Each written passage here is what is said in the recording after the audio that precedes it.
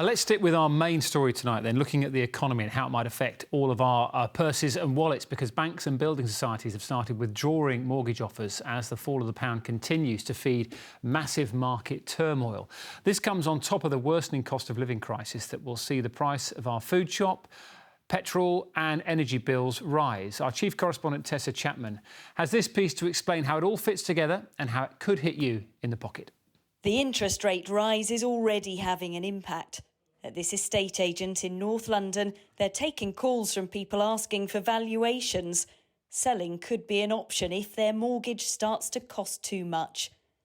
And as some try to lock in fixed rates, the in-house mortgage broker is finding things are moving fast. Some lenders are in a position where they're removing themselves from the market entirely for new business. Other lenders out there are limiting themselves to the product range they can offer clients at this time. So rather than having maybe 50 products available to clients, it's gone down to 5.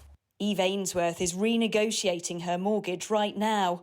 We're paying just over £1,000 at the moment on our mortgage, and it's looking like it's going to go up by 400 at least, but every time we look, every time we check, it looks like it's going up even more. It's really worrying, it's scary. And it's scary because there's no reassurance. It just feels like everything's escalating and there's absolutely no control out there. It's all linked to the fall of the pound against the dollar. Banks lending mortgages worry about volatility on global markets, and they are spooked by the government's tax-cutting plans. The pound recovered a bit overnight, but investors are still on edge. I think ultimately markets tend to be forward-thinking. So as long as people think that this crisis is going to play out, they don't necessarily feel obliged to start buying the pound. They aren't likely to start buying the FTSE 100. When we see that light at the end of the tunnel, and that's likely to be when inflation starts to top out and show signs of really having reached a peak and starting to drift lower. Sir, still think your plan is... The business secretary says yes. And the new Chancellor told City investors at a meeting he is confident in our long-term strategy to drive economic growth.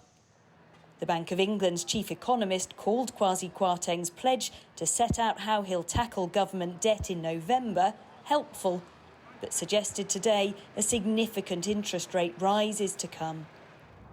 The housing market is used to weathering storms, and the climate is changing again.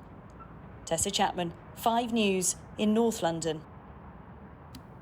So lots of issues rumbling around with regards to the economy at the moment. We're going to focus for the next few minutes on mortgages, because that's the big news from today. I know there's a lot of grim financial stuff about, but it's worth looking at a few examples to try and make things a little clearer tonight. Debt experts are warning that interest rates could rise to 3% before November and then hit 6% next year.